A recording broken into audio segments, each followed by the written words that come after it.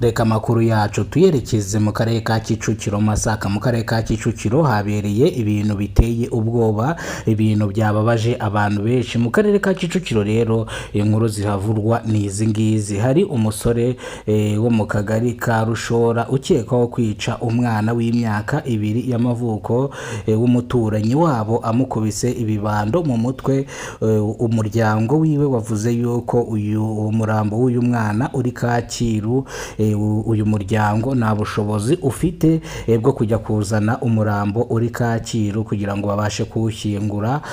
Noneho agaragaza yuko ubu ngubu umuryango wabo bavuga yuko nyina w'uyu mwana bishe nawe ari mu bitaro ubwo yakubiswe inkoni n'uno musore wamwiciye umwana. Bivuze yuko umuvugizi wa polisi mu mujyi wa Kigali CP Gahozire yavuze yuko uyu musore yafashwe yashyikirije ubugenzacyaha RIB ubu ngubu ari gukurikiranwaho icyaha ashinjwa cyo gukubita no kwica. Bivuze ngo ni ibyaha bibiri, gukubita no kwica. Bivuze ngo yakubise nyina arangije nyuma yaho amwicira umwana. Bivuze ngo iki cyaha iyo kiguhamye gihanishwa ingingo y'igifungo y'imyaka 30 ishobora kuzamuka ikagera ku gifungo cya burundu.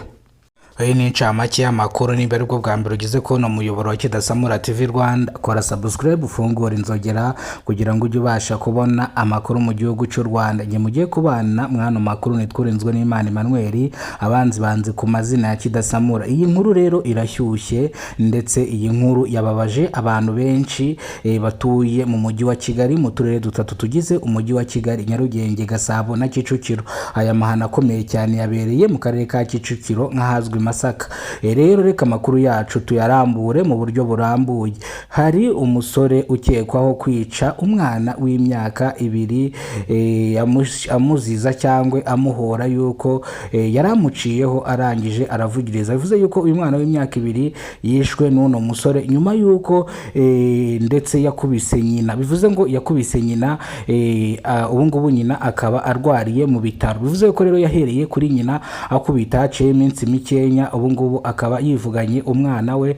Bivuze yuko nyina nawe arembye, ni indembe, yakubiswe n'uno musore. Rero bivuze yuko ahise amwicira n'umwana.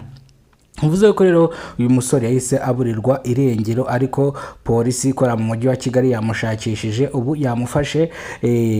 Polisi, umuvugizi wa polisi mu mujyi wa Kigali CP Gahozire yavuze yuko uyu mupeti cyangwa uyu mugabo ushinzwa kwica umwana ndetse agakubitana nyina ubu ngubu yafashwe, yashyikirijwe ubugenzacyaha RIB kugira ngo akurikiranweho ibyaha ashinjwa.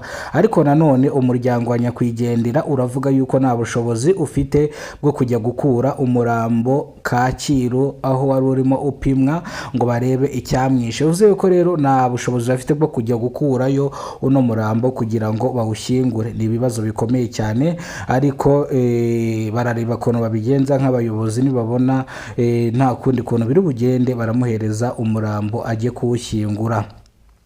Rero reka makuru yacu none tuyerekeze mu karere ka Burera.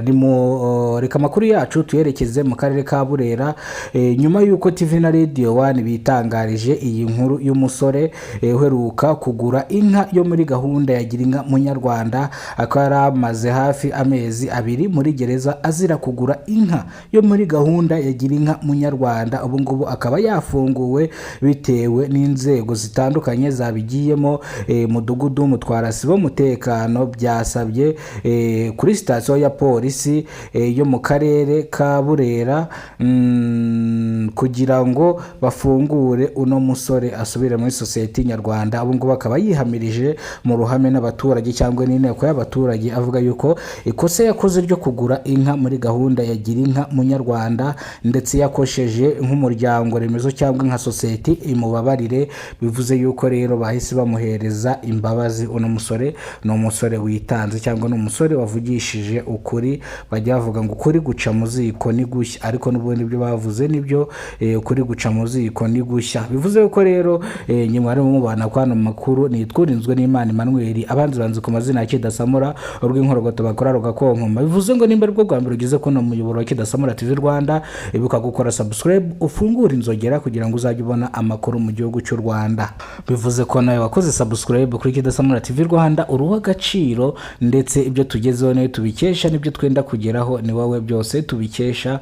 Nk'uko iyo dutangira cyangwa tujya kugera muri wikendi, nangira kubifuriza wikendi nziza, kandi nongera kwibutsa abantu bakunze kunywa agasoda, ndavuga akabyeri, ni mu gihe umuntu wese muri kumwe yakurangiriza ubuzima cyangwa yakwica, ni mu gihe uzajya ufungura akabyeri kawe ugahaguruka ngo ugiye kunyara, nyaboneka jya ukitwaza cyangwa nugaruka waka kandi. Bivuze yuko mwiriya minsi hari inkuru zigize kumvikana z'umuntu bishe kubera ko bamushyiriye supagoro mu cyo kunywa birangira apfuye. Bivuze yuko rero mujye muba focus cyangwa mujye muba maso mu gihe muri gusangira n'abantu, ntukizere buri muntu wese ngo buri inshuti yawe buriya niyo ikugirira nabi buriya. Urakoze cyane rero, Imana iguhe umugisha, ubuzima buzira umuze. Nge mwarimo mubana mwano makuru, nitwa Urinzwe n'Imana Emmanuel.